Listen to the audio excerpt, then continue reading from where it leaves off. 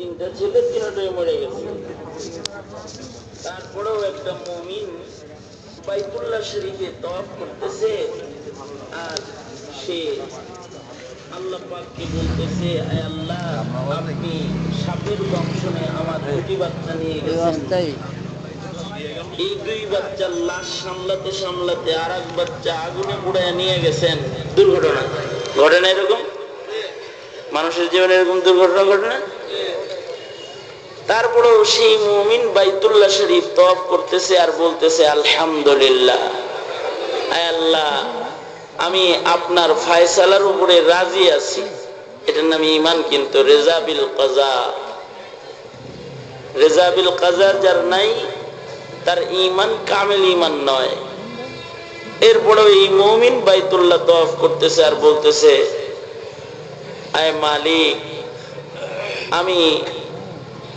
আপনি আমার কাছ থেকে যা কিছু নিয়ে গেছেন তারপরেও আমি আপনার উপরে রাজি আছি। এক বুজুর্গের সাথে মোলাকাত, তো জিজ্ঞাসা করতেছেন কি ছিল নিয়ে গেছে, তারপরেও খুশি। আমার তিনটা সন্তানই মরে গেছে, তারপরেও আমি আল্লাহ পাকের উপরে রাজি। কখনো কখনো সন্তান নিয়ে যায়, তারপরেও মুমিনের বড় ক্ষতি হয় না, এটা একটা মুমিনের বড় ক্ষতি না। যদি সবর করতে পারে তাহলে এই শহীদ সন্তানগুলা তার জান্নাতে যাওয়ার বাহানা। এই সন্তানদের সাথে এই পিতা মাতা আল্লাহর জান্নাতে যাবে। আল্লাহু আকবার বলেন।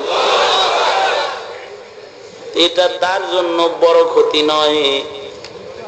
সম্পদ সব আগুনে পুড়ে শেষ হয়ে গেছে, এটা মানুষের জন্য বড় ক্ষতি নয়। যদি শিরকের আগুনে অথবা আকীদাগত ভুলের কারণে ঈমান হাতছাড়া হয়ে যায়, এর চেয়ে বড় ক্ষতি একটা মুমিনের জন্য আর নাই। এটা হইল এই মুমিনের সবচেয়ে বড় ক্ষতি। আমরা আমাদের সন্তানদেরকে এই শিক্ষাটা তো দেই না যে কিভাবে তার ঈমানকে সে হিফাজত করবে, এই শিক্ষা আমরা দেই না। আমরা কি চালাক না বোকা? বলেন, চালাক না বোকা? যে তার ছেলেকে বাড়ি হেফাজত করার শিক্ষা দিল, গাড়ি হেফাজত করার শিক্ষা দিল, ঈমান হেফাজতের শিক্ষা দিল না, এর চেয়ে বড় বোকা আর আছে? সে কি তার সন্তানের উপকার করলো না ক্ষতি করলো? জোরে বলেন, ক্ষতি করলো না উপকার করলো? ক্ষতি করলো। ছোট ক্ষতি করছে না বড় ক্ষতি করছে? জোরে আওয়াজ করে বলেন, ছোট ক্ষতি করছে না বড় ক্ষতি করছে? বড় ক্ষতি করছে। কারণ ঈমানের চেয়ে বড় নিয়ামত দৌলত আর নাই। তারপরে ওই ঈমানটাই ততক্ষণ পর্যন্ত রিস্ক ফ্রি হয় না যতক্ষণ পর্যন্ত আরো কিছু নিয়ামত সে হাসিল না করে। একটা মানুষ আহলে ঈমান হইছে, দুশ্চিন্তা মুক্ত হয় নাই, ঈমানের পাশাপাশি ওই লোকটা আলেম হয়ে গেছে, মানে আহলে ইলম হয়েছে। আহলে ইলম হওয়া এটা আল্লাহ পাকের আলাদা আরেকটা নিয়ামত। ঈমান যেমন আলাদা নিয়ামত, ইলমও আলাদা নিয়ামত। আল্লাহ যাকে পছন্দ করেন, হাযা মিন ফজলি রব্বি ইউতিহি মাইয়াশা, আল্লাহ যাকে ইচ্ছা করেন তাকে ইলমের নিয়ামত দান করেন। জোর করে ইলম হাসিল করা যায় না। অনেকে সন্তানকে মান্নত মানে আলেম বানাবে, কিন্তু আলেম হয় না, কারণ এইটা আল্লাহর কাছে মঞ্জুরি নিতে হয়। আবার অনেকে আছে রিক্সা চালায় কিন্তু তার সন্তানটা আলেম হয়ে গেছে, ছেলেটা আলেম হয়ে গেছে। দোকানদারি করে কিন্তু তার সন্তান বড় আলেম হয়ে গেছে। নিয়ামত কার? জোরে আওয়াজ করে বলেন, নিয়ামত কার? আল্লাহর। আল্লাহ তাআলা যাকে ইচ্ছা তাকে আল্লাহর এই সিফতে আল্লাহ তাআলা ধনী করেন। ইলম এটা আল্লাহর সিফত, এটা আল্লাহ যারে তারে দেন না, যাকে পছন্দ করেন তাকেই দেন। এখন ইলমও হাসিল করেছে, এরপরেও রিস্ক ফ্রি হয় নাই। ইমানদার যেমন নাস্তিক হয়, মুরতাদ হয়, ইলিম হাসিল করার পরে আলেমও কখনো কখনো পথভ্রষ্ট হয়। কিছু কিছু পথভ্রষ্ট আলেম আছে যারা উলামায়ে সু হিসেবে ময়দানে মাহশারে দাঁড়াবে। আলেম ছিল, তাদের দ্বারায় জাতি তাদের ইলমের দ্বারায় উপকৃত হয় নাই, বরঞ্চ ক্ষতিগ্রস্ত হয়েছে। এমন ফতোয়া দিছে যে ফতোয়া দিয়া ইসলাম থেকে বের করে ফেলছে। ইসলামের ভিতরে আটকানো দরকার ছিল না, আটকায় কি করছে, বাইর করে ফেলছে। তাইলে ইলিম কি মুফিদ হইছে না মুজির, ক্ষতিকর হইছে? কি হইছে? ক্ষতিকর হইছে। তাহলে ইলিম হাসিল কইরা আরেকটা নিয়ামত হাসিল করছে, আহলে ইলিম হইছে, এতেও কি হয় নাই, রিস্ক ফ্রি হয় নাই। হাদিসে পাকে আছে ময়দানে মাহশারে তিনজনকে সবার আগে জাহান্নামে দেওয়া হবে। তার ভেতরে একজন এমন আলেমও থাকবে যার আমল নাই, যার ইলমের দ্বারায় জাতি উপকৃত হয় নাই। এমন আলেমকেও আল্লাহ তাআলা জাহান্নামের আগুনে নিক্ষেপ করবে সবার আগে। সে কিন্তু ঈমানদার, আবার আলেমও, তারপরেও সে রিস্ক ফ্রি না, সে জাহান্নামী। এবং তার ইলম দিয়েও অনেককে সে জাহান্নামে নিয়েছে। ফতোয়া উল্টা পাল্টা দিছে, রাগ করে তালাক দিলে তালাক হইব না, ফতোয়া দিছে। ওযু ছাড়া কোরআন শরীফ ধরা জায়েজ, ফতোয়া দিছে।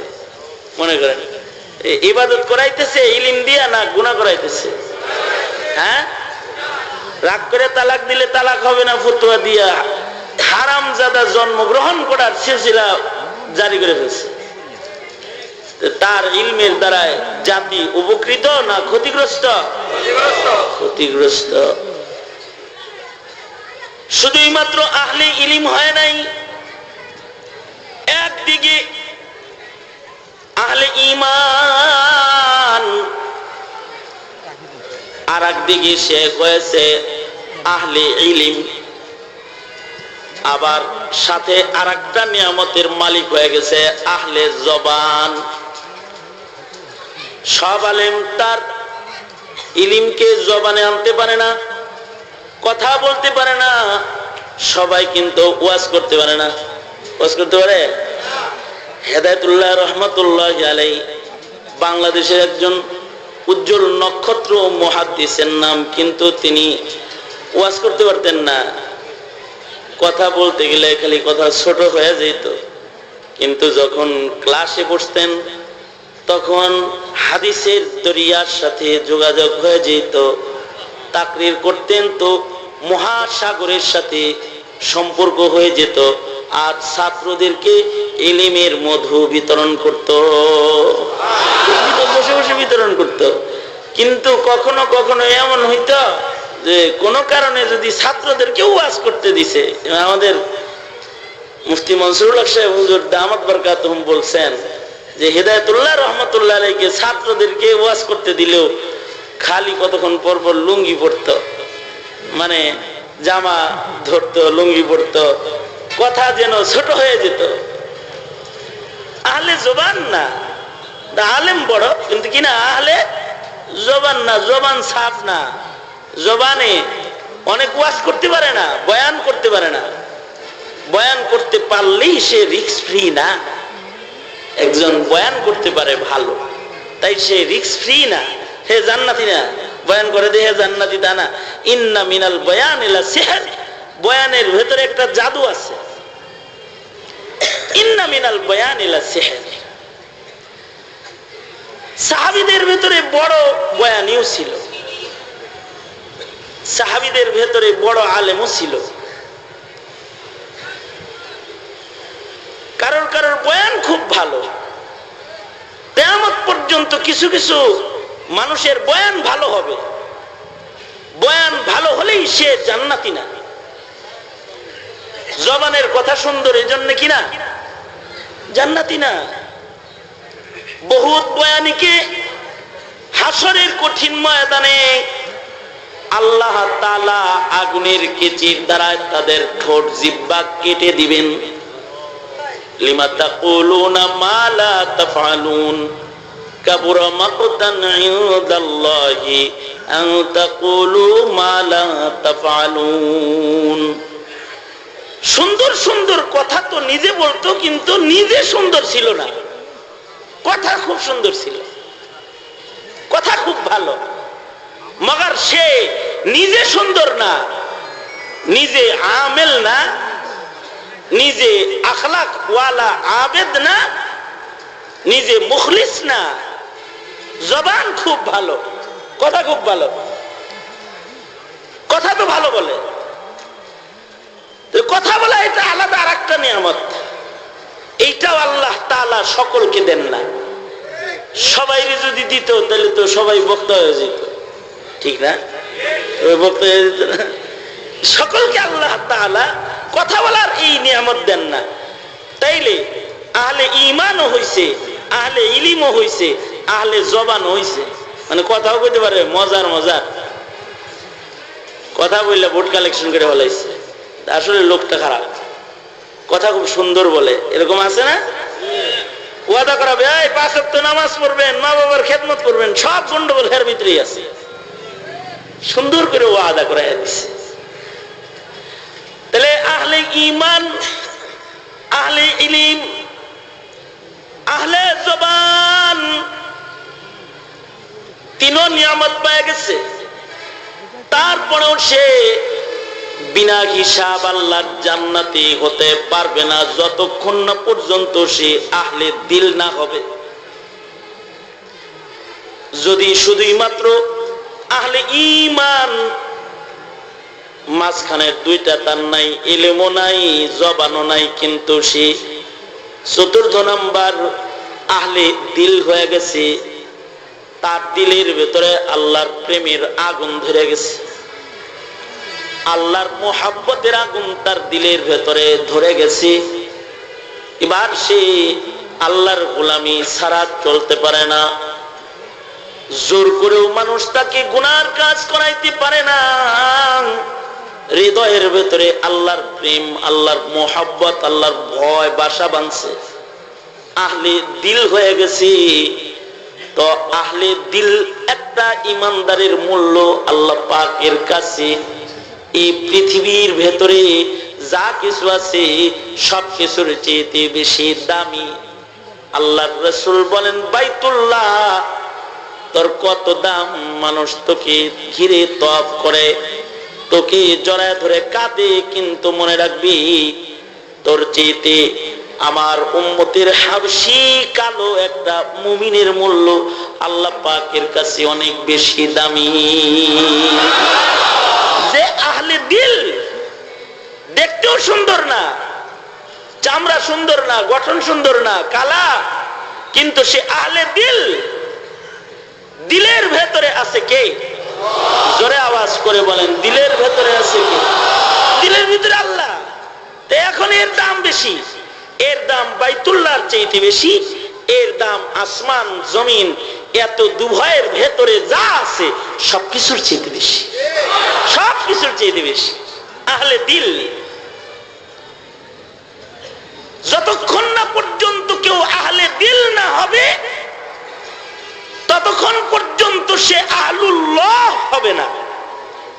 আহলে দিল কেউ হয়ে গেলে সেই হয়ে যাবে আহলুল্লাহ, আল্লাহওয়ালা।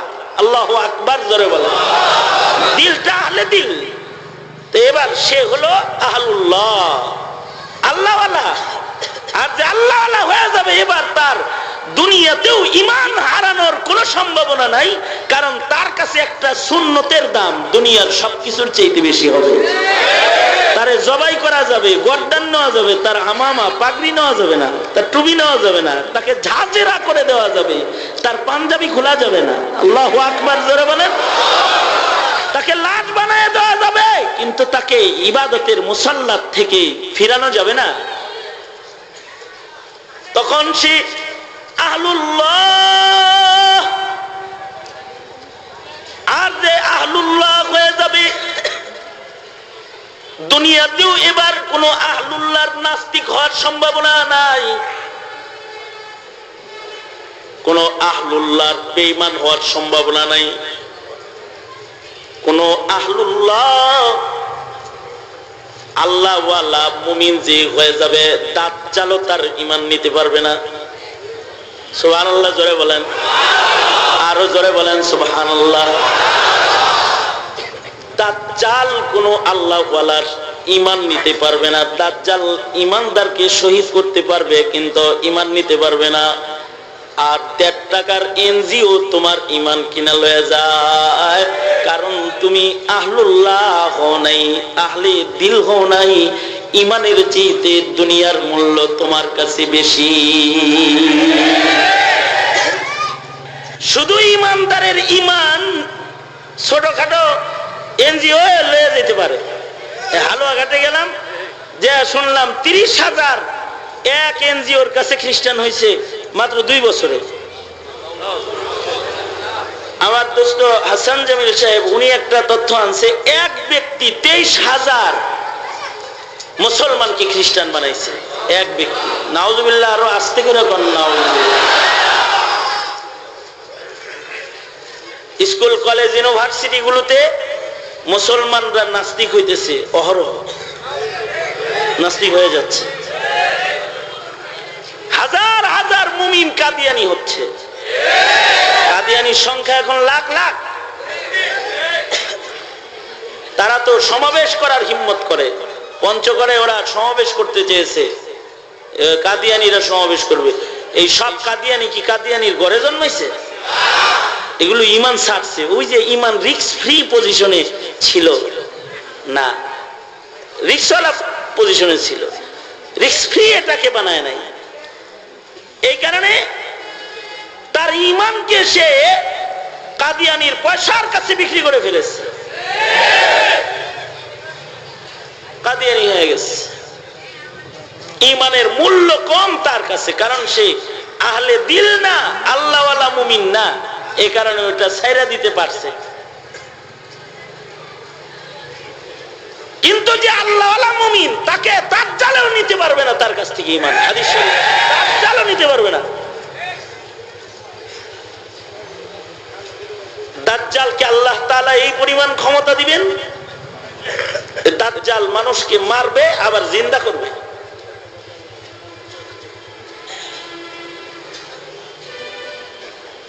কতল করবে, একেবারে গলা কাটবে, এরপরে আবার জোড়া লাগায় বলবে দাঁড়া, দাঁড় করায় ফেলবে। এক আশেক মুমিন আল্লাহওয়ালা মুমিনের সাথে দাজ্জালের সাথে দেখা হবে, হাদিস শরীফে আছে।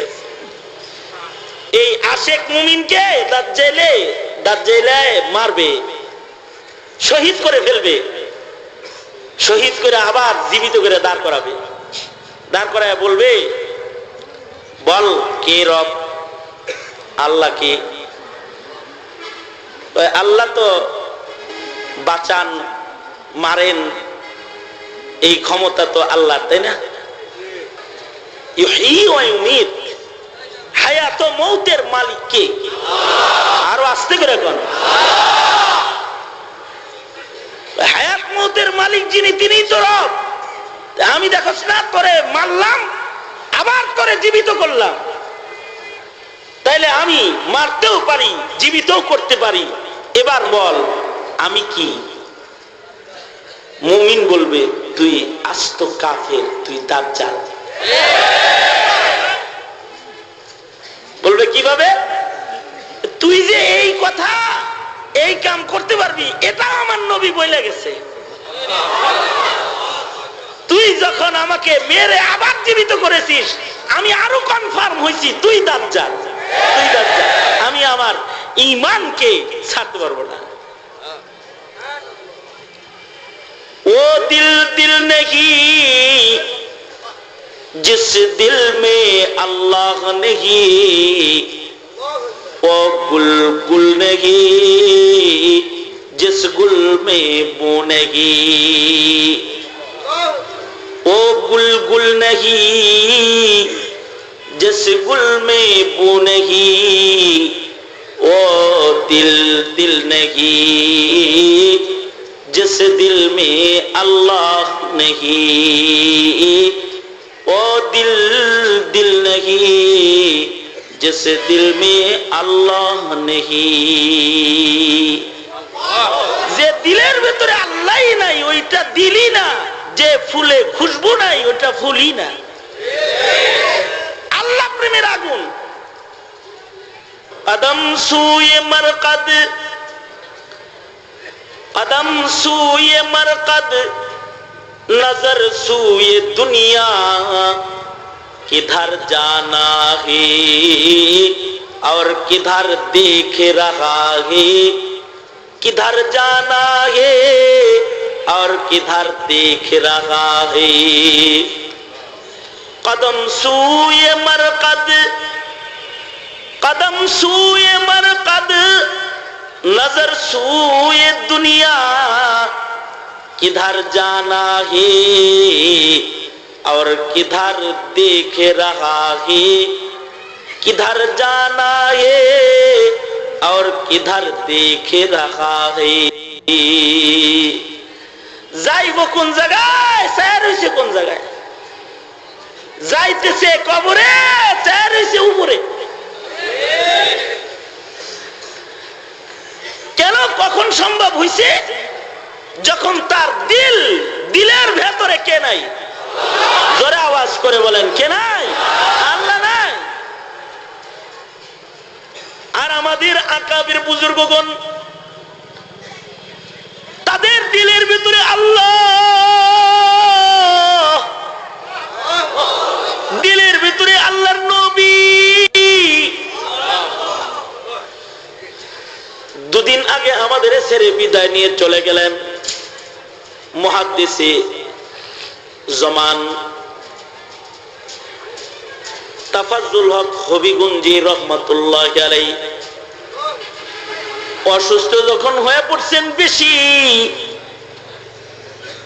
বারবার নিজের সন্তানকে বলতেছে আমাকে মাদ্রাসায় নিয়ে চলো, আমি সুস্থ হয়ে যাব।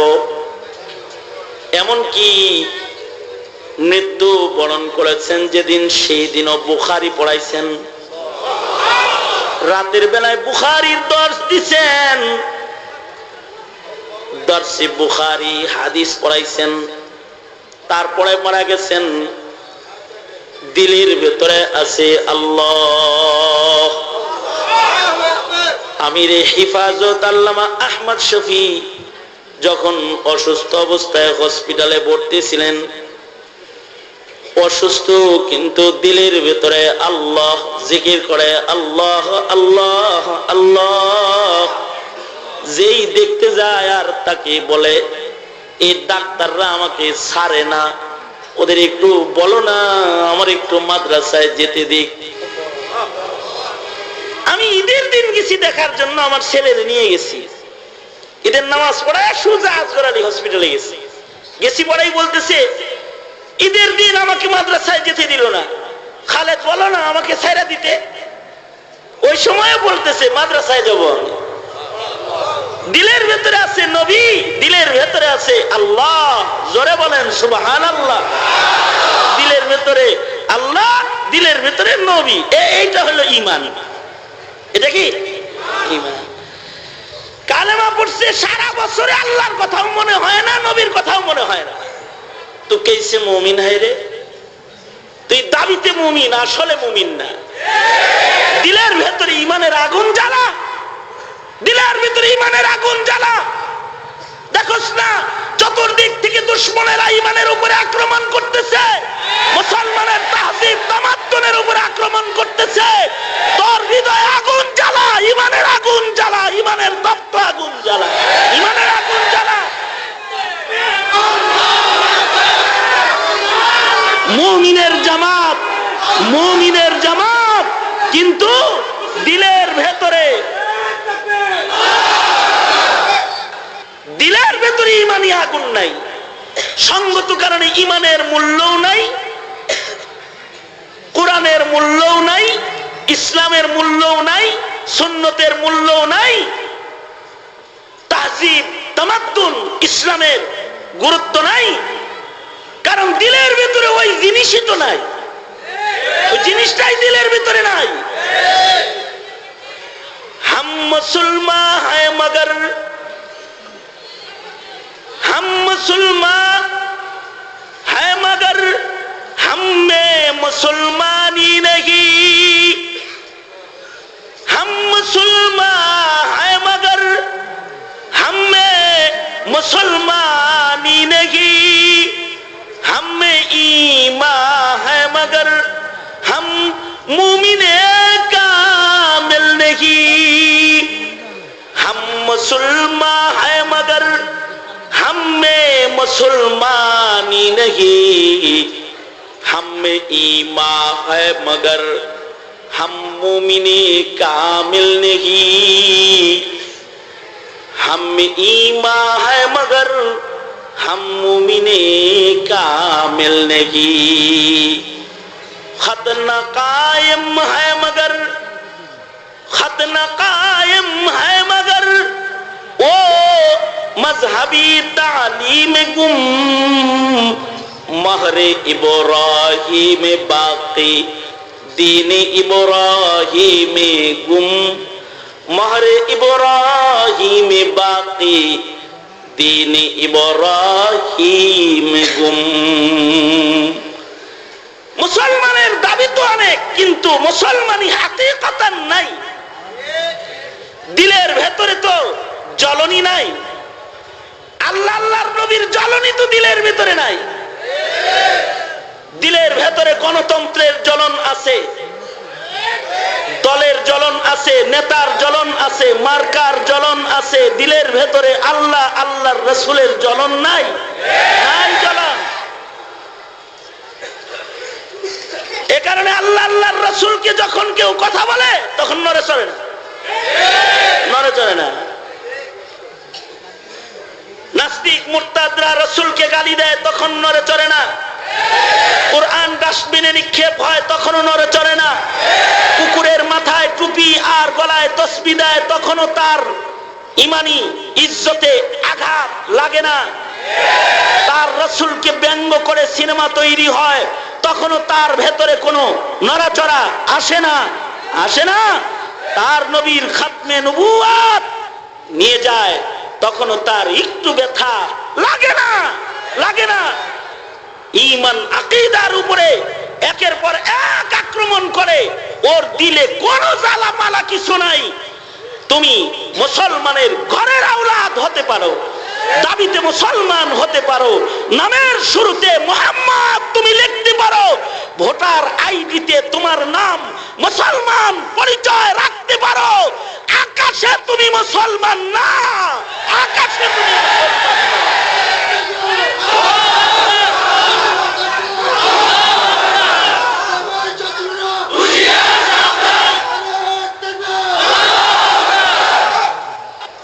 এটা একটা হালত, মুমিনের এটা একটা হালত,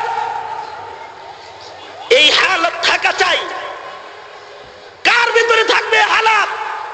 বুড়ার থেকে শুরু করে বাচ্চা পর্যন্ত সবার ভিতরে থাকবে, শিশুর ভিতরেও থাকবে, শিশু শিশু বাচ্চা শিশুর ভিতরেও থাকবে। সাহাবীরা যারা শিশু তাদের ভিতরেও ঈমান আছে, ঈমানের আগুন আছে, ঈমানের জ্বালাও পোড়াও হালত আছে। নবীজিকে আবু জেহেল গালি দিছে, সামনে দাঁড়ানো আছে আব্দুল্লাহ ইবনে মাসউদ রাদিয়াল্লাহু আনহু, গালিটা শুনছে, থাপ্পড় যে মারবো আবু জেহেলকে, লাগ পায় না তো, সে ছোট আবু জেহেল বড়, চেহারা তো লাগ পায় না। আগের জমানার কাফেররাও বর্তমান যুগের শিখদের মতো দাড়ি রাখতো, বড় দাড়ি, আবু জেহেলের দাড়ি অনেক বড়, এক হাতে দাড়ি ধরছে, ধরে ঝুল্লি মারছে, ঝুল্লি মাইরা তারপরে আরেক হাত দিয়ে চাপা টাকা তার একটা বসায় দিচ্ছে সাথে সাথে, এই মুখ দিয়ে রাসূলকে গালি দিস। ঈমান। আল্লাহু আকবার বলেন জোরে করে, আরো জোরে আওয়াজ করে বলেন আল্লাহু আকবার। তুমি তো এমএ পাস, এমএ পাস, তুমি তোমার এই আগুনটা নাই। বাচ্চাদের ভেতরে আগুন আছে। এ কারণে আল্লাহর রাসূল যখন বদরের যুদ্ধে যায় তখন ছোট ছোট বাচ্চা আইছে নবীর সাথে যুদ্ধে যাবে। এই বাচ্চাদের ভেতরে দুজন আলোচিত বাচ্চা হলো মুআজ মুআউযিজ রাদিয়াল্লাহু আনহুমা। দুই সাহাবী বাচ্চা নবীর সামনে এসে হাজির হয়েছে, এসে বলে, ওগো আল্লাহর নবী, মার কাছ থেকে বিদায় লয়ে আইছি। হযরত আফরার সন্তান, মা বলছে মায়ের কাছ থেকে দুশমন মারবো, এটা ওয়াদা করে আসছি, যুদ্ধে যাব, আমাদের যুদ্ধে নিতে হবে। মা বলছে নবীর সবচেয়ে বড় দুশমন আবু জেহেল, আবু জেহেলকে মারতে যাব। আল্লাহর রাসূল সাল্লাল্লাহু আলাইহি ওয়াসাল্লামের সামনে আসছে। আল্লাহর নবী বলে তোরা বাচ্চা মানুষ কি যুদ্ধ করবি, তোর গায়ে শক্তি নাই। ইমানের শক্তি তো বড় শক্তি, মুমিনের দেহের শক্তি লাগে না, মুমিনের ইমানের শক্তি যথেষ্ট। বাচ্চা দুইটা হাত নাড়ায় কয় আমাদের গায়ে মারাত্মক শক্তি, খুব শক্তি আছে, আমাদেরকে নেওয়া যাবে। আমরা দেখতে বাচ্চা কিন্তু জিনিসটা খুব শক্তিশালী, মানে বুঝাইতে চাই আমরা ঝালমরিচ। কিছু কিছু মরিচ আছে দেখতে ছোট কিন্তু ঝাল অনেক। ওরা বুঝাইতে চায় আমরা বয়সে ছোট কিন্তু আসলে কিন্তু আমরা খুব শক্তিশালী। আজও মদিনাতুল মুনাওয়ারাতে ওই জায়গাটা সাইনবোর্ড দেওয়া আছে যে জায়গায় আল্লাহর রাসূল এই দুই বাচ্চাকে কুস্তি লাগাইছিলেন। আল্লাহর নবী বলেন এই দুই বাচ্চা দুজন মিলা যুদ্ধে যাবি, হবে না, দুজন তোরা কুস্তি লাগ, যার গায়ে শক্তি বেশি যে পাস করবি সে যাবি, আর যে ফেল মারবি সে বাড়ি যাবি। দুইজনকে নেব না, যে কোনো একজনকে নিব। সুতরাং তোমরা কুস্তি লাগো। হাবিবি কিবরিয়া মুহাম্মাদুর রাসূলুল্লাহ সাল্লাল্লাহু আলাইহি ওয়াসাল্লাম দুই বাচ্চার কুস্তি বসে বসে দেখতেছে।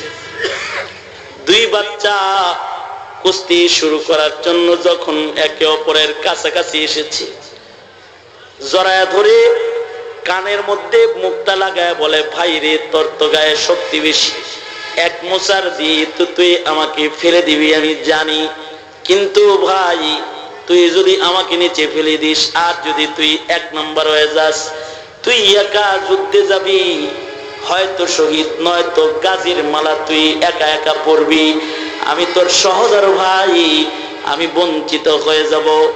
তা না করে দুজন যদি ম্যাচ ড্র করতে পারি, ড্র ম্যাচ খেলতে পারি, যে দুজনের গায়ে শক্তি আছে এটা যদি নবীজিকে দেখায় দিতে পারি, তাহলে আল্লাহর রাসূল খুশি হয়ে আমাদের দুজনকে যদি নিয়ে যায়, তাহলে আমরা দুই ভাই হয়তো শহীদ নয়তো গাজীর মালা দুজন পড়তে পারি। তাই ভাইরে নিচে ফালায়া যেতে ধরে রাখিস না, আমি আবার মোসার দিলে তুই নিচে পড়ে যাস, আবার আমি নিচে পড়ে যাব, আবার তুই নিচে পড়ে যাবি, আমরা ড্র খেলা খেলতে থাকবো। নবীজি আমাদের দুজনকে শক্তিশালী মনে করে আমাদের যুদ্ধে নিয়ে যাবে। ঘটনা তাই ঘটলো।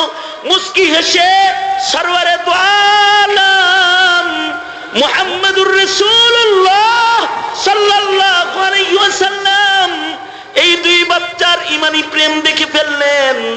আল্লাহর রাসূল দুজনকে যুদ্ধে যাওয়ার ইজাজত দিয়ে দিলেন।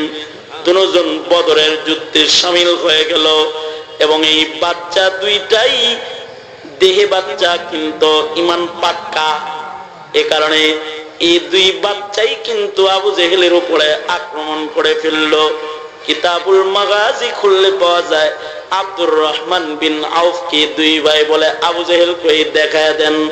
আব্দুর রহমান বিন আউফ আবু জেহেলকে দেখায় দিতে দেরি হয়েছে। বাস পাখির মতো উড়াল দিয়া দুই ভাই আবু জেহেলের উপরে হামলা করতে আর দেরি করে নাই, সাথে সাথে আবু জেহেলের উপরে হামলা করে আবু জেহেলকে কুবুকাত করে ফেলে দিয়েছে। আল্লাহু আকবার, জোরে করে আওয়াজ করে বলেন। বাচ্চা কিন্তু ভেতরে ঈমানের ওই আহলে দিল, যে আহলে দিল একা কারণে ভিতরে ইমানের আগুন দাও দাও দাও দাও করে জ্বলতেছে, তো ইমানের আগুন জ্বলতেছে ভেতরে। আল্লাহর রাসূল যুদ্ধে যাবেন, সাহাবীরা যুদ্ধে যাবে। এক সাহাবীর নাম হযরত হারিস। মুহাদ্দিসিন বলে হারিস সাহাবীটা এতই ছোট যে তরবারি দাঁড় করাইলে তরবারি আর সাহাবী সমান সমান। তরবারিটা যত বড় সাহাবীটা অত বড়। এই যুগের তরবারি যদি এত বড় হয়, যে যুগে যুগে আঙ্গুলের টানাটানির অস্ত্রের ঝনঝনানি, তারপরেও যদি রান্দা আর ছুরি হয় বিশাল বিশাল, রান্দার বাটটাই তো এত বড় বড়, আর রান্দা তো এত বড় বড়।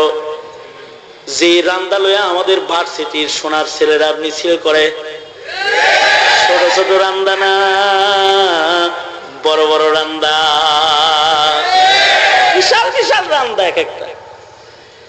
আমাদের সোনার ছেলেরা ক্লাসিনকোভ আর রিভলভারের আমলে যেই রান্দা ব্যবহার করে, তাহলে যেই যুগে ক্লাসিনকোভ, রিভলভার আর পিস্তল আর অস্ত্রের ঝনঝনানি যেই যুগে ছিল না, ছিলই তরবারি। ওই যুগের তরবারি তো ছোট ছোট ছিল, এতটুকু এতটুকু ছিল, এতটুকু এতটুকু ছিল না। ওই যুগের তরবারি বড় বড় ছিল। সাহাবী একটা যুদ্ধে যাবে, তরবারি লয়ে দাঁড়াইছে এমনে, তরবারি আর সাহাবী সমান সমান পিচ্ছি দাঁড়াইছে। আল্লাহর নবী বলে ইজাজত নাই, যাও ঘরে ফিরে যাও। সাহাবী বলে যাবো না, আমি শহীদ হব, আমি জান দিব, আমি ইসলামের জন্য কুরবান হব। আল্লাহু আকবার জোরে বলেন, ইসলামের জন্য কুরবান হব। চিৎকার করে বলতেছে। আল্লাহর রাসূল সাল্লাল্লাহু আলাইহি সাল্লাম ওর আগ্রহ দেখে চুপ করে নীরব হয়ে গেছেন। আল্লাহর নবী ওর ইমানের আগুন দেখে ফেলেছেন। আল্লাহর নবী চুপ রয়েছেন, তো একজন সাহাবী ওরে ধাক্কা দিয়ে কয় আসুকুতু নিসফুর রিজা। নবী চুপচাপ রয়েছে, আর কথা কইছে না, সোজা চলে যায়, এটা অনুমতি দেওয়ার আলামত। সাহাবী যুদ্ধে চলে গেছে, কিন্তু এই সাহাবীটা দিলদার সাহাবী, যুদ্ধে তো গেছে, কিন্তু ভিড়ের ভেতরে যখন তরবারি ঘুরাইতেছে ঘুরাইতেছে, নিজের বড় তরবারিটা ঘুরাইতে যায় নিজের পায়ে নিজেই আঘাত করে ফেলেছে। তার মানে ভুলক্রমে তার তরবারির আঘাত তার নিজের পায়ে লেগে গেছে। পা কেটে ফিনকি দিয়ে রক্ত বাইর হওয়া শুরু হয়েছে। সাহাবী অজ্ঞান হয়ে পড়ে গেছে। রক্ত ঝরতে ঝরতে ঝরতে ঝরতে সাহাবী শহীদ হয়ে গেছে। কেউ কেউ বলে নবী অনুমতি দেয় নাই, তাও আইছে যুদ্ধে, শহীদ হয় নাই। আমিরুল মুজাহিদিন শহীদের কবরস্থানে তাকে দাফন করে দিয়েছে। সাহাবীরা যুদ্ধ শেষে গাজীর মালা পরে যখন মদিনায় ঢুকতেছে, যার স্বামী যুদ্ধে গেছে, বিবি স্বামীকে ইস্তেকবাল দিতে মদিনার বাইরে এসে দাঁড়ায়ছে। যার ভাই যুদ্ধে গেছে, ভাই ভাইকে সুস্বাগতম দেওয়ার জন্য মদিনার বাইরে এসে ফুলের মালা নিয়ে দাঁড়ায়ছে, গাজীকে ইস্তেকবাল দিবে। যার সন্তান যুদ্ধে গেছে, মা এসে দাঁড়িয়ে আছে, তার সন্তান যুদ্ধে বিজয় করে মদিনায় ঢুকবে। যারা শহীদ হয়ে গেছে তাদের আপনজনরা নিজের আপনজনদের শাহাদাতের খবর শুনতেছে।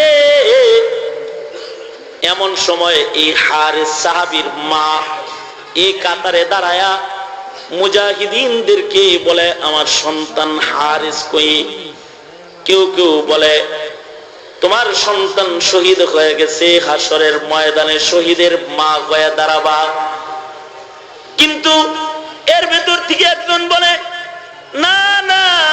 শহীদ এত সুজা না, নবী যাইতে অনুমতি দেয় নাই, তাও গেছে, জোর করে গেছে।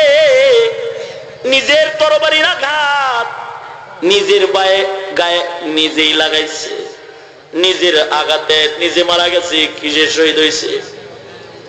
দুই দলের বক্তব্যে মায়ের দিল তো, মায়ের দিলে ব্যথা লেগে গেছে। মা যায় উম্মে হারিসা যায় আল্লাহর রাসূলের সামনে দাঁড়ায় কান্দে আর কয়, ওগো সরকার, কত কষ্ট করে পেটে ধরছিলাম, কষ্ট করে সন্তান পালছিলাম, যুদ্ধে পাঠাইছিলাম, মনে করছিলাম শহীদের মা হব অথবা গাজীর মা হব। সন্তান যুদ্ধে পাঠাইলাম, সন্তান যুদ্ধের মাঠে হারাইলাম।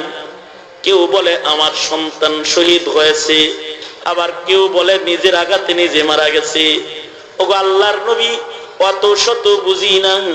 আল্লাহর নবী আপনার কাছে জানতে চাই, আপনার আল্লাহর একটু জিগান, আমার সন্তানটা কি শহীদ হয়েছে, সে কি জান্নাতে গেছে নাকি আবার আত্মহত্যা হিসেবে গণনা হয়েছে? ওগো আল্লাহর নবী, ওগো সরকার, সরকার গো, যদি আমার সন্তানটা শহীদ হয় তাইলে এই যে আমি আমার চোখের পানি মুছে নিলাম, আর আমি কাঁদবো না, কারণ ওটা ছেলে হারাই নাই, ছেলে আল্লাহর কাছে জমা দিছি।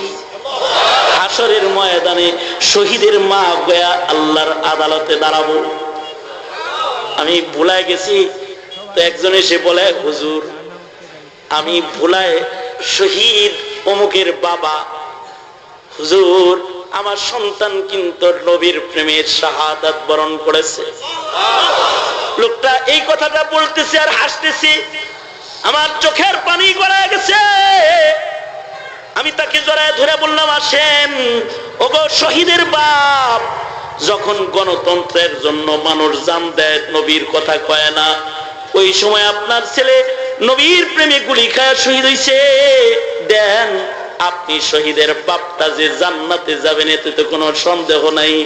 আসেন আপনার বুকটা আমি আমার বুকের সাথে একটু লাগাই, আসেন আপনার সাথে আমি একটু মানাকা করি। আমি কান্দি, কিন্তু শহীদের বাপ হাসে আর কয়, আমি কাঁদবো না, কারণ আমি জানি আমার সন্তান ইঞ্জিন বনে যাবে, আর আমি বগিটাকে টেনে টেনে টেনে টেনে আল্লাহ জান্নাতে পৌঁছায় দিবে। এটাও একটা ঈমান। এই নিজের জিজ্ঞাসা না, কোন ঈমানের মালিক তুই আর আমি? জিজ্ঞাসা কর নিজেকে, কতটুকু ঈমান তুই লালন পালন করিস? জিজ্ঞাসা কর নিজেকে, প্রশ্ন করো নিজেকে। জবাব দিতে পারবা তো আল্লাহর আদালতে? নিজেকে জিজ্ঞাসা করো। যদি কোনো কুসুরি থাকে তো আজকে তওবা করো, তওবা করো, আল্লাহর কাছে তওবা করো, তওবা করো। শহীদের মা উম্মে হারিসা বলে, ওগো আল্লাহর নবী,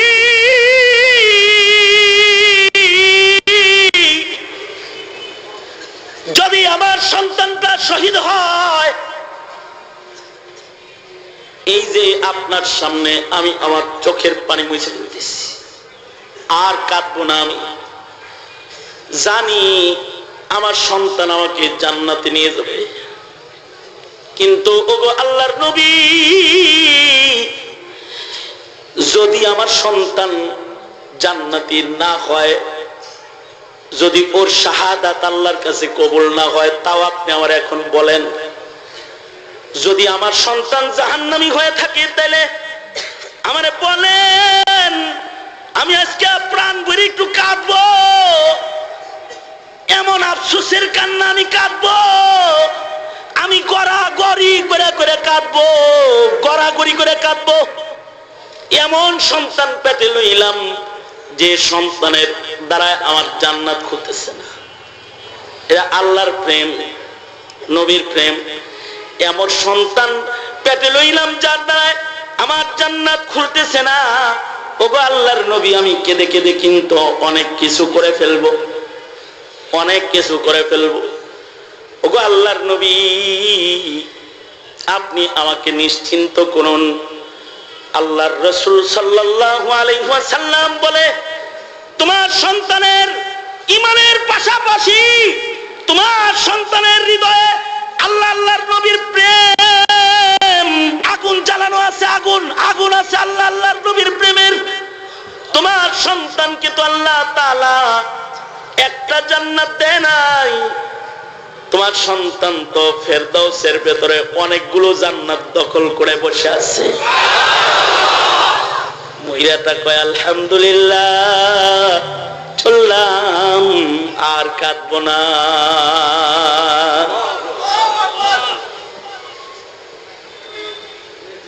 তার মানে হলো, তুমি যদি জীবনে এক ওয়াক্ত নামাজ না পড়ো, জীবনে একটা রোজা তুমি না রাখো, জীবনে তুমি হজ যাকাত যদি না দাও, জীবনে তুমি কোনো ইবাদতই যদি না করো, কিন্তু তোমার কালেমা যদি ঠিক থাকে, তাইলেই তুমি এক জান্নাত পাবা।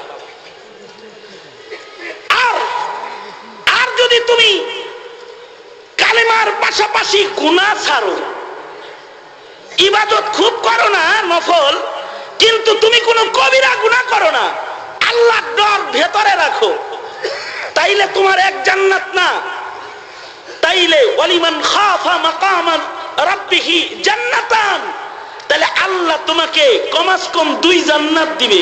তার মানে কিছু বাড়িওয়ালার 2 বাড়ি, একটা গ্রামে আর একটা শহরে, গ্রামে আর একটা শহরে।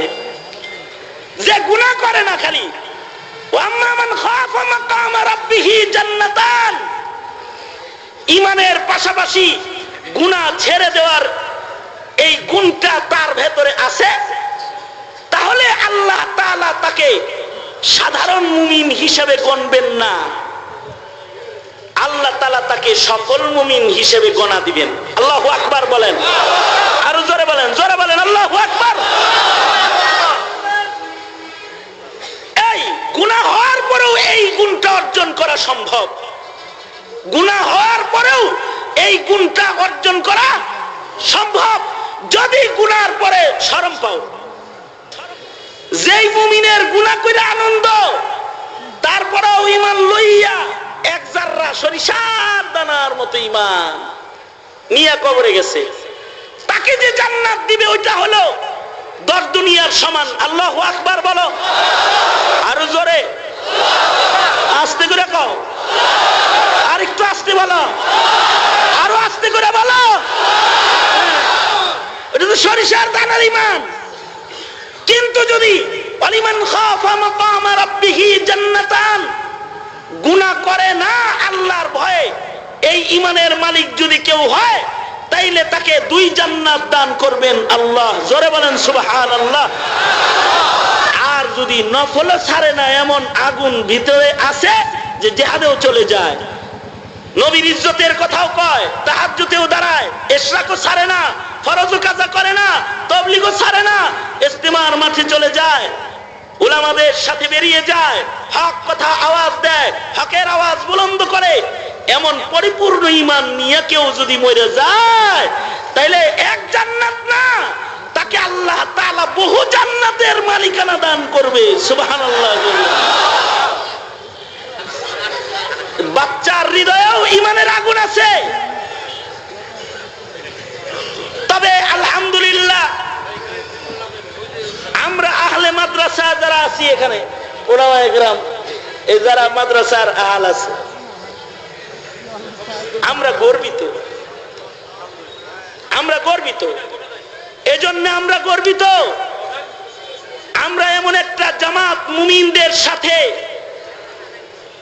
সকাল বেলায় ফজরের নামাজ আদায় করি, এমন একদল মুমিনের সাথে রাতের বেলায় শুয়ে পড়ি, ঘুমাই একই বাসায়, একই মাদ্রাসায়, যেই মুমিন গুলার A to Z ঈমানের আগুন জ্বালানো মুমিন। বাচ্চাগুলা মক্তবের ছেলে পেলে হলে কি হবে? আমি মাঝে মধ্যে সিসি ক্যামেরায় দেখি যে আমার বাচ্চারা কি করতেছে, মানে মাদ্রাসার ছেলেগুলা কি করতেছে। তো তো দেখি একদল উঠে তাহাজ্জুদ পড়তেছে, ভোর 4টার সময় ওরা তাহাজ্জুদে দাঁড়ায় গেছে। একদল তাহাজ্জুদের মুসল্লায় আছে, কিছু ঘুমোচ্ছে কিন্তু একদল তাহাজ্জুদে আছে, ইমানের আগুন হৃদয়ে আছে। আমরা আহলে মাদ্রাসা যারা আছি, মাদারসে কওমিয়ার সন্তান যারা, তাদের ইমানি হাল আমরা গর্বিত যে আমরা মুআজের রং ওদের ভেতরে দেখতে পাই, খালিদ বিন ওয়ালিদ আর হায়দারি হাট ওদের ভেতরে দেখতে পাই, আমরা ওদের ভেতরে আবু যর গিফারির ইবাদত দেখতে পাই, আমরা ওদের ভেতরে ইবনে মাসউদ আর ইবনে আব্বাসের ফাকাহাত দেখতে পাই, আমরা ওদের ভেতরে যাকাওয়াত আর ওদের ভেতরে আদালত আর সুন্নাত দেখতে পাই। তখন গর্বিত আমরা তখন নিজেকে ধন্য মনে করি। এ কারণেই আমার বাংলাদেশে কখনো যদি কোনো আন্দোলনের ডাক হয়, যেমন মনে করেন তবলিগ জামাতে ইজতেমার মাঠে ছাত্ররা মার খাইছে, এখনো বহু ছাত্র আছে যারা পঙ্গু হয়ে ঘরে পড়ে আছে, যাদের পা অচল, যাদের হাত অচল, মাথায় আঘাত পেয়েছে, এখনো পর্যন্ত ওদের ব্রেন স্বাভাবিক অবস্থায় আসে নাই। বহু ছাত্র আছে শাপলা চত্বরে মার খেয়েছে। এই কয়েকদিন আগে একটা ছেলের পা কাটার অবস্থা হয়ে গেছে, ও শাপলা চত্বরে গুলি খেয়েছে, ওর পা এখন কেটে ফেলতে হচ্ছে, ও কাতরাচ্ছে। তারপরে ওকে যে যদি জিজ্ঞাসা করা হয় কেমন আছো, ও বলে আলহামদুলিল্লাহ অনেক ভালো আছে। তোমার পা নাই, পা কাটতে পারছে নবীর জন্য, এতে ও গর্বিত, ওরা গর্বিত। আর হারিসকে যেমন আল্লাহর রাসূল থামায় রাখতে পারেন নাই, ওরা যুদ্ধের ময়দানে চলে গেছে। আমাদের সন্তানদেরকেও কসম করে বলি আমরা থামায় রাখতে পারি না। আমরা ওদের বারবার বলি তোরা মিছিলে যাস নে, তোরা আন্দোলনে যাস নে, তোরা বাচ্চা, তোরা রাস্তায় নামিস নে, কিন্তু এই শুধু বড়রা যাবি, ছোটরা যাস না। কিন্তু আমরা দেখি ওরা আমাদের বাধার প্রাচীর ভেঙে ঈমান আর তাকওয়ার টানে আর আল্লাহর প্রেমে মুহাব্বতে ওরা রাজপথে দাঁড়িয়ে যায়, ওরা গুলি খায়, ওরা শহীদ হয়, ওরা জীবন দেয়, ওরা বাচ্চা, কিন্তু ওদের ভেতরে ঈমান পুরা ঈমান কামেল। তুমি পুরা, কিন্তু তোমার ঈমান থুরা। তুমি নরচর না, আমরা কি করব? তুমি নরচর না, আমরা কি করব?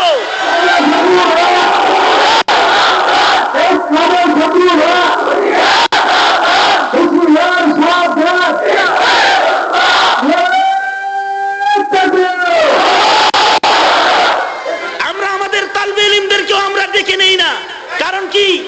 ওদের ভেতরে ঈমান পাক্কা। কারণ কি? কথা বলো না কেন? ওদের ভেতরে ঈমান, জোরে আওয়াজ করে বলো না কেন? ওদের ভিতরে ঈমান পাক্কা। আর তুমি বুড়া হয়েও যেতে পারো না, তোমার ঈমান, তুমি বুড়া, ঈমান হলো থুরা ঈমান, এ কারণে যেতে পারো না। এ কারণে বলি আহলে দিল হও, দিল বানাও, দিলের ঘরে ঈমানের বাতি জ্বালাও, ঈমানের বাতি জ্বালাও। আজ তোমাদের ঈমানের বাতি জ্বালাতে আগমন করেছেন শেখুল হাদিস ইবনে শেখুল হাদিস আল্লামা মামুনুল হক দামাত বারকাতুহুম। আমরা ওনার কিয়াদতকে গ্রহণ করেছি। মামুনুল হক যদি ডাক দেয় রাজপথের দস্তরখানে যেতে রাজি আছি। মামুনুল হক যদি ডাক দেয় তো গায়ের রক্ত দিতেও রাজি আছি। মামুনুল হক যদি আমির হেফাজতের নির্দেশে কালকে কোনো বড় আন্দোলনের ডাক ঢাকার মাটিতে দাঁড়িয়ে ডাক দেয়, তো লাখো নওজোয়ান এমন রয়েছে যারা বদরের শপথ, উহুদের শপথ, খন্দক, খায়বরের শপথ নিয়ে রাজপথে দাঁড়ায় যাবে। আমার সাভার আর হেমায়েতপুর তথা অত্র এলাকার মুমিনদেরকে বলতে চাই, এই শুধু মুখের ইমানদারি নয়, হৃদয়ের আহলে দিলওয়ালা, আহলুল্লাহওয়ালা ইমানদারি নিয়ে রাজপথে নামতে ইবাদতের ময়দানে নামতে, জীবন বিতরণের জন্য তৈয়ারি গ্রহণ করতে তোরা রাজি আছিস তো ইনশাআল্লাহ? যাদের ইমান বানাতে পারিসনি তারা তবলিগে যাবি ইনশাআল্লাহ, বল ইনশাআল্লাহ। কাদের সাথে তবলিগে যাবি? ইতাআতীদের সাথে, ইতাআতীদের সাথে। জোরে বলো, জোরে বলো, কাদের সাথে যাবা? ইতাআতীদেরকে না বলুন, ইতাআতীদেরকে না বলুন, উলামাদেরকে হ্যাঁ বলুন, ঠিক কিনা? যারা আওয়াজ করে বলেন। আগামী 10, 11, 12 জানুয়ারি বিশ্ব ইজতেমা সফল করুন। ইমান শিখুন, ইমান হিফাজত করুন, হৃদয়ের ঘরে ইমানের বাতি জ্বালান, জ্বালান। রাজি আছেন তো ইনশাআল্লাহ? পাপড়ি টিভি, হক্কানি ওলামায়ে কেরামের মুখপাত্র। 55 মিনিট।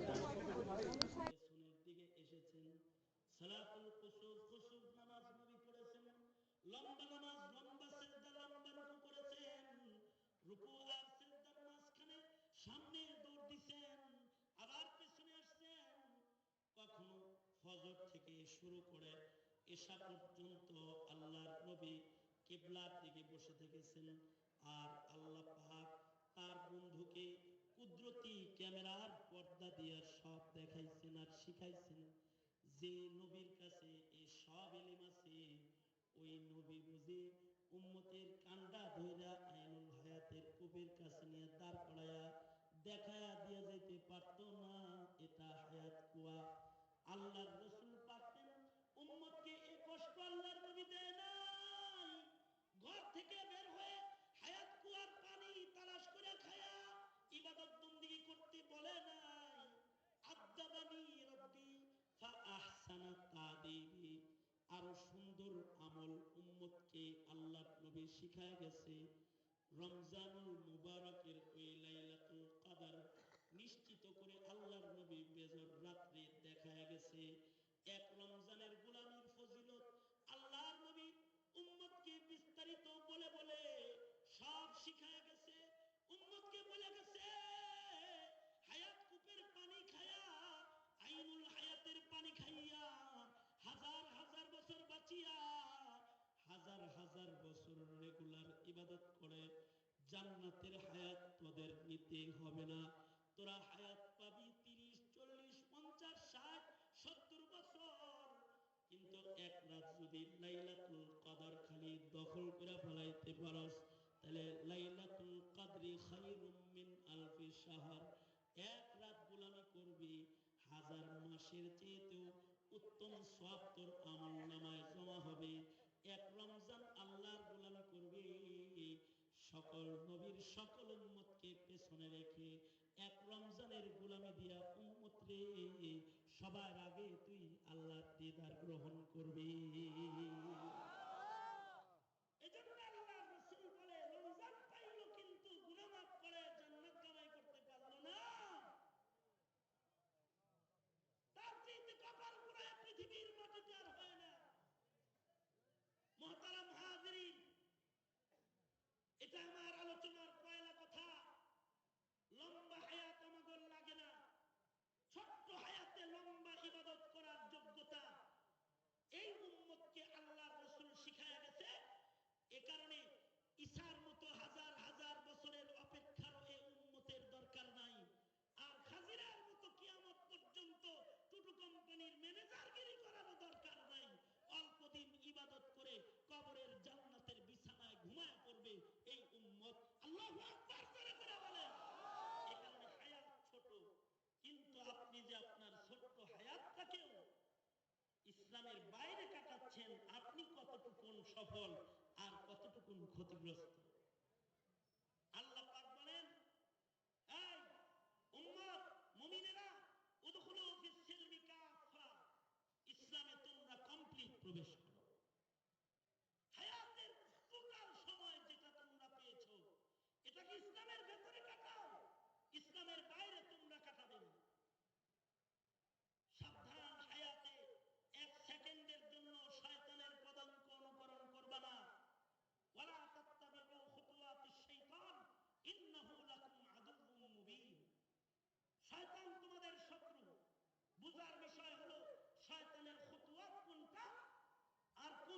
থেকে বাঁচলে আমি শয়তান থেকে বেঁচে গেলাম, আর কোন জিনিস করলে আমি ইসলামের ভেতরেই মরে গেলাম।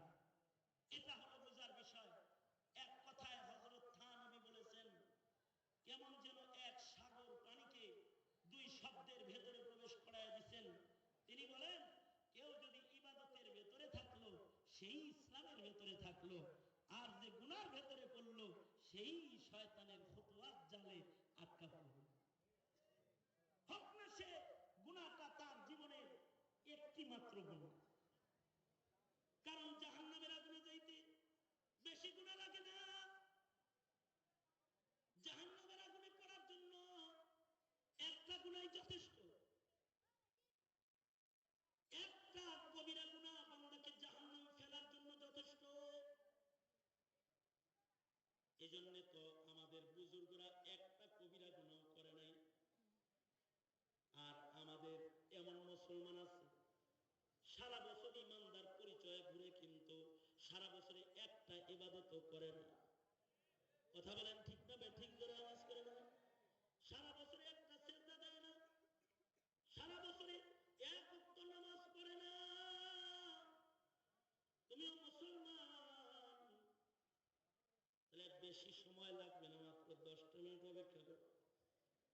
তোমার মুসলমানি কোন কোয়ালিটির মুসলমানি একটু শিখে যাও। তুমি তো একটা ইবাদত করতে পারো না এমন মুসলমান। আর আগের জমানার মুসলমান ছিল যারা একটা গুনাহ করতে পারে নাই। তুমিও মুসলমান, তারাও মুসলমান। তোমার মতো মুসলমানকে আল্লাহ কয়, ইয়া আইয়ুহাল্লাযীনা আমানু দুখুলু ফিস-সিলমি কাফা ওয়া লা তাত্তাবিউ খুতুওয়াতিশ শাইতান ইন্নাহু লাকুম আদুউম মুবিন। যেমন আব্দুল কাদের জিলানী ইলম শিক্ষার জন্য যাচ্ছেন বাগদাদের দিকে। মা আব্দুল কাদের জিলানীকে সুন্দর কাপড় পরায় দিয়েছে, সরো সামান রেডি করে দিয়েছে, টাকা পয়সা হাতে দিয়েছে। সন্তানকে বলেছে, এ টাকা খরচ করে বড় আলেম হয়ে বাড়ি আসবি। আবার মা নিজে আব্দুল কাদের জিলানীর কোমরের বেল্টের ভেতরে স্বর্ণ মুদ্রা সেলাই করে কোমরে বাঁধে দিছে। আব্দুল কাদেরকে বলে দিছে, মানিব্যাগের টাকা মানিব্যাগে রাখবে, বেল্টের টাকা বেল্টে আটকা রাখবে, এই টাকা কখনো বাইর করবি না, তবে জরুরতে পড়ে গেলে এটা খরচ করবি। এটা তোর বিপদের সময়ের বস্তু দিলাম। সন্তান রে, তুই ইলম শিখতে যাইতেছস। পৃথিবীর নবীরা সবাই বড় আলেম ছিলেন, এ কারণে পৃথিবীর কোন নবী মিথ্যা কথা বলে নাই। আর তোর নবী মুহাম্মদুর রাসূলুল্লাহ সাল্লাল্লাহু আলাইহি ওয়াসাল্লাম জমিনের সবচেয়ে বড় নবী। এজন্য তিনি জমিনের সবচেয়ে বড় সত্যবাদী ছিলেন। কারণ কোন মিথ্যাবাদীকে ইলমের নূর আল্লাহ পাক দেয় না। মা হইয়া সন্তান তোর মাথায় হাত দিয়ে ওসিয়ত করতেছে, টাকা পয়সা খরচ করবি, ইলম শিখবি, কিন্তু সন্তান কখনো জবান দিয়ে মিথ্যা কথাটা বলবি না। মিথ্যা কথা বললে আল্লাহ নারাজ হয়, মিথ্যা কথা বললে আল্লাহ পাক অসন্তুষ্ট হয়। মিথ্যাবাদী দাজ্জাল হয়, মিথ্যাবাদী কাযযাব, আর সত্যবাদী সিদ্দিক হয়। নবীরা সত্যবাদী ছিল, তুই সত্যবাদী থাকবি, তাহলে ইলমের নূর পাবি। তোর নবী আল আমিন, আল আমিন নবীর উম্মত হয়ে চলবি, কখনো একটা মিথ্যা কথা জবানে বলবি না। আব্দুল কাদের জিলানী মায়ের কাছ থেকে ওয়াজ শুনে ইলম শিখতে বের হয়ে গেছে। আল্লাহর কুদরত, আব্দুল কাদের জিলানী ডাকাতের কবলে পড়ে গেছে। কাফেলা সহ ডাকাত আটকায়ছে, সকলের সব মাল সামান ডাকাত লয়ে গেছে। আব্দুল কাদের জিলানীর সব মাল সামান নিয়ে গেছে। একজন ডাকাত আব্দুল কাদের জিলানীকে নিশ্চিন্ত বসে থাকতে দেখে বলে, কিরে তোমার সব নিলাম, কিন্তু তারপরেও তোমার কোনো পেরেশানি নেই, তোমার কাছে কি আরো টাকা আসেনি? আব্দুল কাদের জিলানী বলে, হ্যাঁ আছে। কোথায় আছে? কয় আমার কোমরের বেল্টের ভেতরে আছে। কোমরের বেল্টে কিভাবে টাকা ঢুকলো? মা নিজের হাতে কোমরের বেল্টের ভিতরে সেলাই করে মাথায় বেঁধে দিছে। এগুলো ব্যাগের টাকা না, এগুলো গোপন টাকা।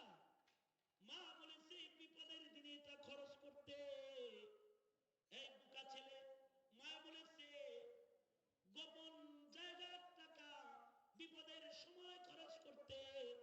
সে গোপন রাজ কেন আমাদের কাছে তুমি ফাঁস করে দিলে? জিজ্ঞাসা করেছি টাকা আসেনি, আর বলে দিলে কেন? আরে ভাই, আমি আল আমিন নবীর উম্মত হয়ে কি একটা মিথ্যা কথা আমি বলতে পারি নাকি? আমার মা বলছে জিন্দেগিতে একটা মিথ্যা কথা বলবি না। তাই তুমি বললে আমার কাছে টাকা আসেনি, আমি যদি বলি নাই তাহলে আমি মিথ্যাবাদী হয়ে যাই। হাসরের ময়দানে যদি আল আমিন নবীর শাফাত আবার আমি না পাই, এ কারণে একটা মিথ্যা দিয়েও আমি আমার জিন্দেগির নূর নষ্ট করি নাই। জিজ্ঞাসা করেছো আসেনি, বাস আমি উত্তর করেছি আছে, দেখাই দিয়েছি। তোমরা নিয়ে যাচ্ছ, আমার মালিক আমার ফয়সালা করবেন। ডাকাতের সর্দার দূর থেকে দেখতেছে, দৌড়ে কাছে এসেছে, এসে বলে মাসমুকাইয়া বলা, এই বাচ্চা তোমার নাম কি? কয় আমার নাম আব্দুল কাদের। তোমার কোমরে টাকা আছে এটা বললে কেন? আমি মুসলমান, কেমনি মিথ্যা কথা বলবো? আমি গুনাহ করে কি আমার মুসলমানি নষ্ট করব? জিজ্ঞাসা করেছে আসেনি, তাই স্বীকার করেছে আছে। ডাকাতের সর্দারের চোখের পানি বের হয়ে গেছে। হায় রে, আমরাও মুসলমান, আর আব্দুল কাদেরও মুসলমান। আমরা মুসলমান হয়ে চুরি করি, ডাকাতি করি, আমরা মুসলমান হয়ে পরের সম্পদ লুণ্ঠন করি, আর সে তার জীবনে একটা মিথ্যা কথাও কয় না। তোমরা যারা, আমরা যারা অর্ধেক মুসলমান, অর্ধেক ইসলাম মানো, অর্ধেক মানো না, কালেমা পড়ো কিন্তু নামাজ পড়ো না, নামাজ পড়ো কিন্তু সত্য কথা বলো না, হজ্জে বাইতুল্লাহ যাকাত আদায় করো না, যাকাত আদায় করলেও আল্লাহর দ্বীনের জন্য যদি জিহাদের ডাক দেওয়া হয় তখন তোমরা ময়দানে বের হও না, নবীরে যখন গালি দেয় তখন তোমরা নড়ছড় না, ইসলামের বিরুদ্ধে যখন কথা কয় তখন তোমাদের গায়ে কোনো জ্বালাপালা ধরে না। ঈমানের অর্ধেক আমল তোমাদের ভিতরে পাওয়া গেল, আর অর্ধেক পাওয়া গেল না। অর্ধেক আমল করলা, অর্ধেক করলা না। এমন ইসলাম মেনেও কি তুমি আমি নবীর শাফাত কামনা করতে পারি?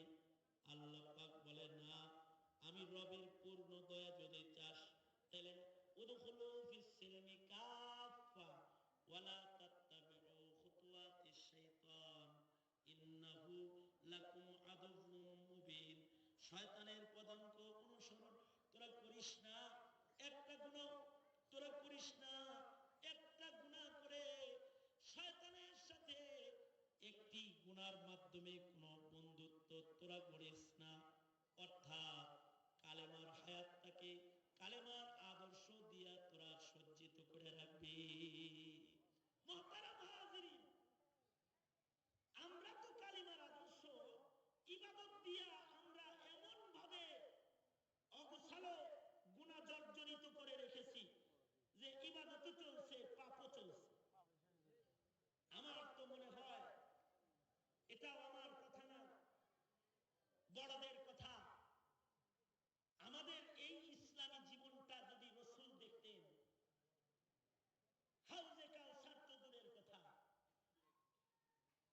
আমাদেরকে দুনিয়াতেই আমাদেরকে বহিষ্কার করতেন, উম্মত হিসেবে অস্বীকার